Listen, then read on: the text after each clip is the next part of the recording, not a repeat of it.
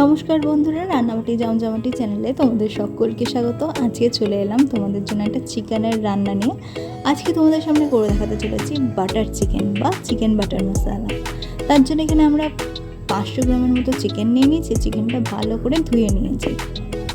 তোমাদেরকে আমরা ঘরোয়া পদ্ধতিতে একদম সহজ উপায়ে বাড়িতে কী করে বাটার চিকেন বানাবে সেই রেসিপিটা শেয়ার করতে চলেছি। তো দেখো, তার জন্য নিয়ে নিয়েছি 2 চামচের মতো টক দই। যেহেতু আমরা এখানে 500 গ্রাম চিকেন নিয়েছি, তাই 2 চামচের মতো টক দই নিলাম। আর নেব 1 চামচের মতো আদা এবং রসুন বাটা। একসাথে বেটে নেওয়া আছে আদা এবং রসুন, সেটা 1 চামচের মতো নিয়ে নিলাম। তার সাথে দিয়ে দিচ্ছি অল্প পরিমাণ নুন। নুনটা যেহেতু এই রান্নায় 2 বার দিতে হবে, তাই বুঝে শুনে নুনটা এখানে অ্যাড করব। তার সাথে দিচ্ছি কাশ্মীরি রেড চিলি পাউডার বা কাশ্মীরি লাল লঙ্কার গুঁড়ো। এখানে হাফ টিস্পুনের মতো আমরা কাশ্মীরি রেড চিলি পাউডারটা দিচ্ছি। এবার সব কিছু দিয়ে ভালো করে চিকেনটা ম্যারিনেট করে নেব। বাটার চিকেনে চিকেনটা ম্যারিনেট করা, এটা হচ্ছে একটা বিশাল বড় ইম্পর্টেন্ট পার্ট। তো তোমরা এটা ভালো করে মাখিয়ে নিয়ে 30 মিনিটের মতো রেস্টে দেবে চিকেনটাকে। চিকেনটা ম্যারিনেট হয়ে যাওয়ার পর আমরা গ্রেভিটার জন্য এবার প্রস্তুতি নেব। তার জন্য অবশ্যই লাগছে বাটার, আর এখানে লাগছে কাজু এবং চারমগজ। এখানে তোমরা যদি গোটা কাজু নাও তাহলে 7 থেকে 8 পিসের মতো কাজু নেবে, আর 1 চামচের মতো নেবে চারমগজ। তার সাথে আর কী লাগছে আবার দেখে নাও। লাগছে হাফ টিস্পুনের মতো জিরে গুঁড়ো, আর 1 টিস্পুনের মতো কেশরি মেথি।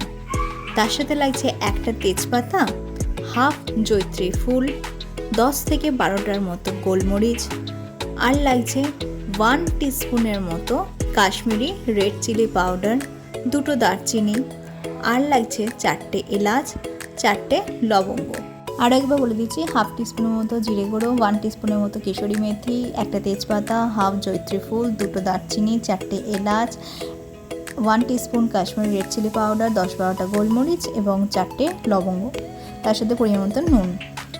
এদিকে দেখো, বাটার আমাদের মেল্ট হতে শুরু করে দিয়েছে। আমরা একটা বড় সাইজের পেঁয়াজ কুচিয়ে নিয়েছি এবং সেটা বাটারের মধ্যে দিয়ে দেবো। রয়েছে একটা বড় সাইজের পেঁয়াজ, তার সাথে রয়েছে মিডিয়াম সাইজের 2টো টমেটো। এখানে পেঁয়াজের থেকে টমেটোর পরিমাণটা একটু বেশি থাকবে। তার সাথে থাকছে একটু আদা কুচি, আর থাকছে 6-7 কোয়ার মতো রসুন। এরই মধ্যে দিয়ে দিচ্ছি কাজু এবং চারমগজ। তার সাথে এই যে মশলাগুলো আমরা নিয়েছিলাম, এগুলো সবই এক এক করে দিয়ে দিলাম। আর দেবো স্বাদ অনুযায়ী নুন। এখানে নুনটা দেওয়ার সময় মাথায় রাখতে হবে, এখানে নুনটা 2 বার ব্যবহার হবে, সেই অনুযায়ী আমরা নুনের পরিমাণটা দেব। এবার সব কিছু একবার মিক্স করে নিচ্ছি। এবার সমস্ত উপকরণ আমরা ভালোভাবে ভেজে নেব। কিছুক্ষণ ভেজে নেওয়ার পর আমরা ঢাকা দিয়ে পেঁয়াজ এবং টমেটো এগুলো একটু সিদ্ধ করে নেব। দেখতেই পাচ্ছ, সমস্ত উপকরণ ভালো করে ভাজতে ভাজতে মশলা থেকে সমস্ত জল কিন্তু শুকিয়ে এসেছে এবং টমেটোটাও একটু বেশ নরম হয়ে এসেছে। এই মুহূর্তে আমরা আরও তাড়াতাড়ি সিদ্ধ করে নেওয়ার জন্য একটু জল অ্যাড করব, এবং জল অ্যাড করে আমরা আবার ঢাকা দিয়ে ভালো করে সব কিছু সিদ্ধ করে নেব। ঢাকা খোলার পর তোমরা দেখতেই পাচ্ছ আমাদের সমস্ত উপকরণ থেকে, মানে আমাদের যে মশলাটা কষিয়েছিলাম তার থেকে সমস্ত জল কিন্তু ভালোভাবে শুকিয়ে গেছে। ব্যাস, এরপর আমরা গ্যাস বন্ধ করে দেবো এবং এই উপকরণটা ভালোভাবে ঠান্ডা করে নেব। তারপর মিক্সার গ্রাইন্ডারে স্মুথ একটা পেস্ট বানিয়ে নেবো। তোমরা চাইলে কিন্তু এই পেস্টটা ছাঁকনির সাহায্যে ছেঁকে নিতে পারো। রেস্টুরেন্টে কিন্তু তাই করে, আমরা যেহেতু ঘরোয়া পদ্ধতিতে করছি তাই আলাদা করে ছেঁকে নিই। এবার একটা তাওয়া বসিয়ে নিয়েছি। যে ম্যারিনেট করে রেখেছিলাম চিকেনটা, সেই চিকেনটা আমরা হালকা করে তন্দুরি ঠিক যেমনভাবে করে ঠিক একই প্রসেসে আমরা হালকা করে ফ্রাই করে নেবো। তার জন্য একটু বাটার নিয়ে নিয়েছি, বাটারটা চারপাশে একটু ছড়িয়ে দিচ্ছি তাওয়ার। এবার ওই ম্যারিনেট করা চিকেনগুলো তাওয়ার মধ্যে এক এক করে দিয়ে দিচ্ছি। আর একটা কথা বলে রাখি, যখন আমরা এই চিকেনটা ফ্রাই করব তখন কিন্তু গ্যাসের ফ্লেমটা হাই রাখতে হবে। যদি লো বা মিডিয়াম ফ্লেমে রাখি তাহলে কিন্তু চিকেন থেকে জল বেরিয়ে যাবে, তারপরে চিকেনটা ঘাঁটা ঘাঁটা হয়ে যাবে। তার থেকে ভালো আমরা হাই ফ্লেমে চিকেনটা সুন্দর করে ভেজে নেব।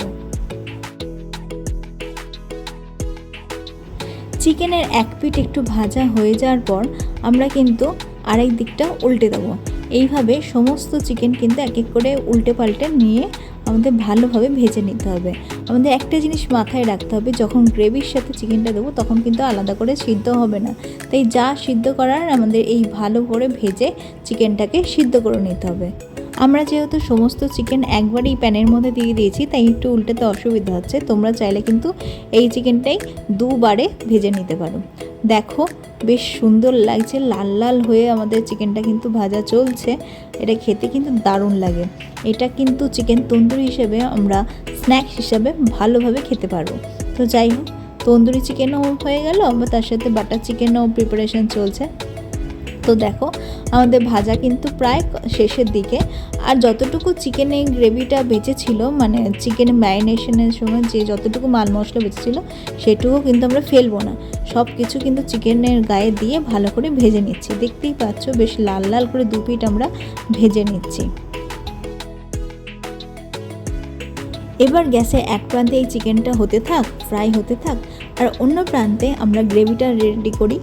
তো এবার একটা কড়াই বসিয়ে নিয়েছি, কড়াইয়ের মধ্যে যে পেস্টটা, মানে গ্রেভির যে মশলার পেস্টটা, সেটা দিয়ে দিলাম।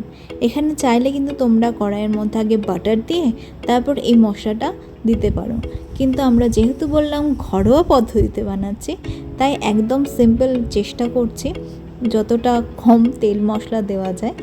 তাই শুধু কড়াইয়ের মধ্যে এই গ্রেভিটা দিয়ে ভালো করে কষিয়ে নেব। এই গ্রেভির মধ্যে দিয়ে দিচ্ছি 1 চামচের মতো চিনি। তার সাথে আমরা কালারের জন্য এখানে অ্যাড করছি কাশ্মীরি রেড চিলি পাউডার। তোমরা চাইলে এটা স্কিপ করতে পারো, এটাতে কোনো ঝাল হবে না, শুধু কালারটাই আসবে। এবার ভালো করে মিক্স করে নিচ্ছি। এদিকে আমাদের বাটার চিকেনের জন্য চিকেনটা কিন্তু খুব ভালোভাবে ভাজা হয়ে গেছে এবং খুব সুন্দরভাবে চিকেনটা কিন্তু আমাদের সিদ্ধ হয়ে গেছে। আমাদের গ্রেভিটায় মনে হচ্ছে একটু নুন কম আছে, তাই আমরা নুন অ্যাড করছি। তোমরা কিন্তু টেস্ট করে তবেই দেবে। গ্রেভিটা আমাদের ফুটে এসেছে। এবার আমরা এক এক করে চিকেনগুলো সমস্তটাই গ্রেভির মধ্যে দিয়ে দেবো।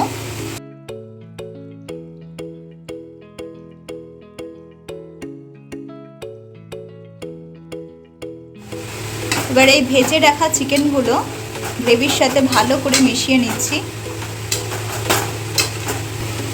আমরা যে তাওয়াটার মধ্যে চিকেনটা ভেজেছিলাম সেই তাওয়া ধোয়া জলও কিন্তু দিয়ে দিলাম। বললাম না আমরা কোনো কিছুই ফেলবো না। এবার আমরা চিকেনটা কিছুক্ষণ ঢাকা দিয়ে রাখছি।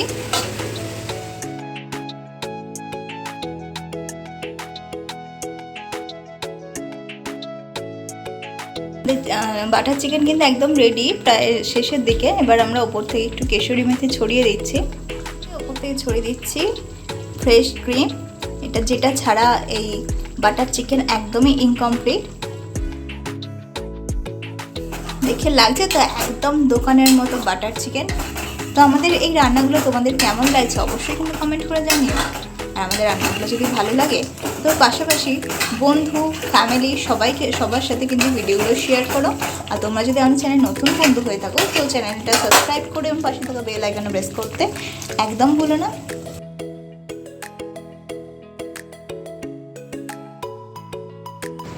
দেখো বাটার চিকেনের ওপরে কি সুন্দর বাটারটা ভেসে এসেছে, তেলটা বেরিয়ে এসেছে কত সুন্দর। আমাদের রান্না কিন্তু একদম কমপ্লিট। এবার আমরা নামিয়ে নেব। তোমরা চাইলে কিন্তু ওপরে আরও একটু বাটার দিতে পারো, আমরা এখানে আর দিচ্ছি না। আমাদের বাটার চিকেন কিন্তু সম্পূর্ণভাবে রেডি। এবার আমরা গ্যাস বন্ধ করে দেবো।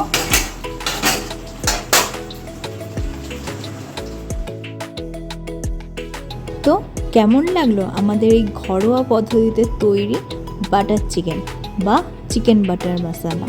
এই বাটার চিকেনটা কিন্তু রুটি, নান এগুলোর সাথে খুব ভালো যায়। তো তোমরা অবশ্যই বাড়িতে বানাও এবং আমাদের কমেন্ট করে জানিও তোমাদের এই রেসিপিটা ঠিক কতটা ভালো লাগলো। দেখো আমি বাটার চিকেনের ওপর একটু করে ফ্রেশ ক্রিম দিয়ে ডেকোরেট করেছি। তাতেই কত সুন্দর দেখতে লাগছে, মানে কালারটা কতটা ভালো এসেছে, একদম পারফেক্ট হোটেলের মতো লাগছে কিন্তু। তো তোমরা আমাদের রেসিপিটা ফলো করে সুন্দর করে বানাও এবং আমাদের কমেন্ট করে জানিও তোমাদের কেমন লাগলো। আর তোমাদের যদি আমাদের রান্নাগুলো ভালো লাগে পারলে একটু শেয়ার করে দিও। আর তোমরা যদি কেউ এখনও অবধি আমাদের চ্যানেলে সাবস্ক্রাইব করে না থাকো তো চ্যানেলটা সাবস্ক্রাইব করে নিও এবং পাশে থাকা বেল আইকনটা প্রেস করতে একদম ভুলো না।